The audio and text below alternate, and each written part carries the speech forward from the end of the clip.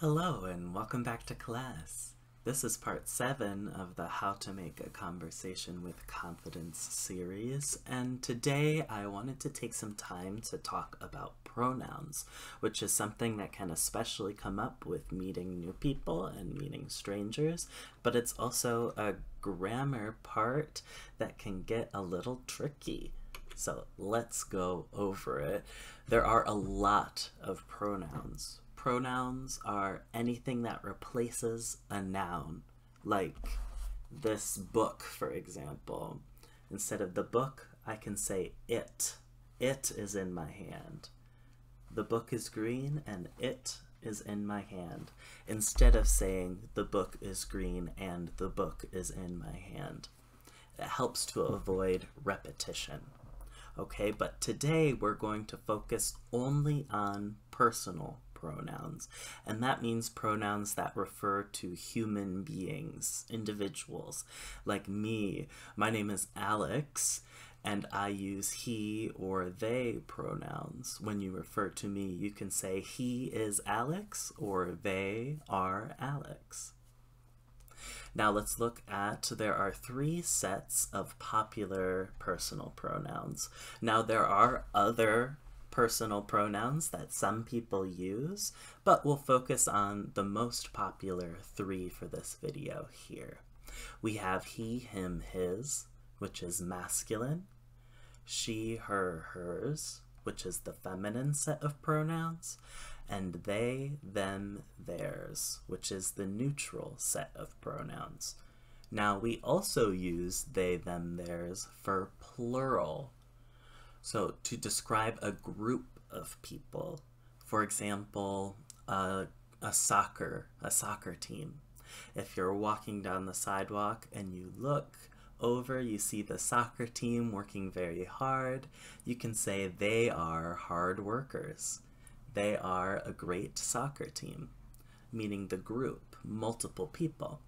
But we also use they to mean either we don't know the gender, we just don't know, or it's something that somebody chooses as an expression, as gender expression.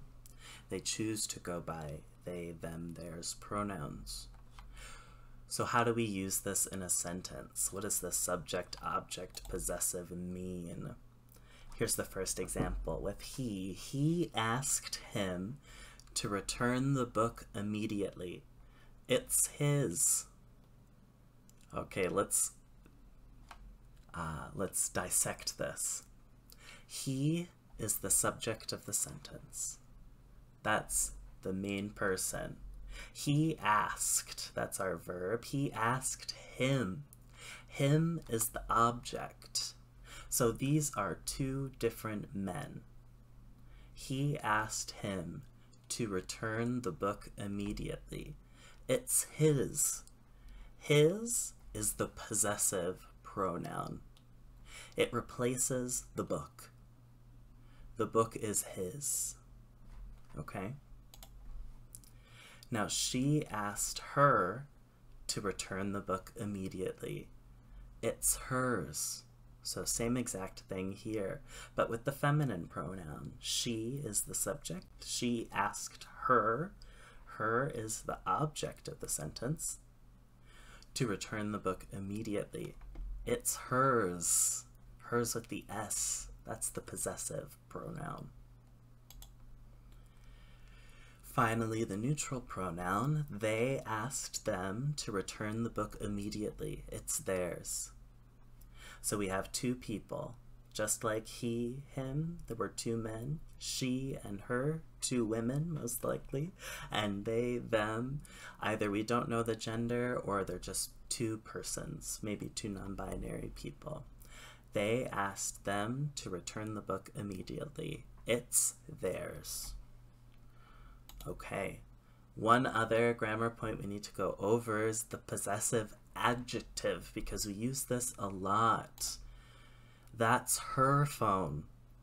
That's her phone. That describes that the phone belongs to her, whoever she is. That's her phone. Bring Max their guitar. So that's describing which guitar. Bring Max their guitar, the one that they play. It's his turn to order food. His turn. I stole her heart. Aw. I stole her heart, so the heart belongs to her. Probably their girlfriend. Now, gender expression doesn't always tell us which pronoun a stranger uses, right? So we can use a couple of examples from American celebrities like Lena Waithe. She uses she, her pronouns, but you can see she's dressed fairly masculinely. She's fairly butch. She has a blazer on. Her hair is cut short, very clean, not a lot of jewelry, just the earrings. We can also look at Billy Porter. He's an actor as well in America, and you can see he has more lengthy clothes on. His hair is up and braided in a ponytail. He's got earrings, nail polish, the makeup on his face, but he still uses he, him pronouns, even though he's dressed fairly femininely. And of course we have Sam Smith. They're a singer, and the way that they're dressed here, their hair is short, but they're wearing earrings, their facial hair is grown out a little bit, they're wearing a blazer, and their top is a little more low cut. So you see a little bit of androgyny, a mixing of masculine and feminine with Sam Smith. Sometimes you'll see people with pronoun pins, often at work. When they have their name tag, they'll show their name and their pronouns so that you know how to refer to them.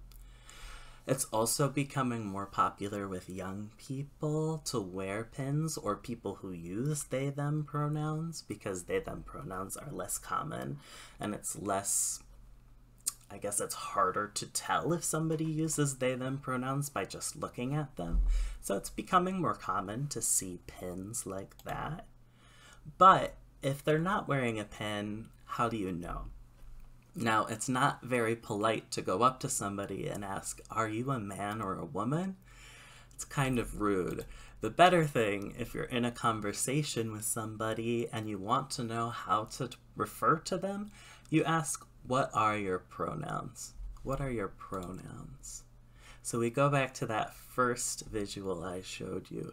You can respond, I use he, him pronouns. Or just say, they, them for me, he, him for me, she, her for me.